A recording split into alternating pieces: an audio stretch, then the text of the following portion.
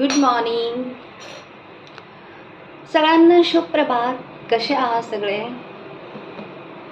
चहा नाश्ता झाला? माझा तर अजून नाही झाला. सकाळी सकाळी काम लागलंय. मच्छी साफ करायचं. सकाळी सकाळी उठल्यानंतर असं काम असतं ना, खूप कंटाळा येतो. या मच्छीला काय बोलतात माहित नाहीये मला. नदीची मच्छी आहे. कुणाला आवडते का? मला आवडते. अजून एक आहे,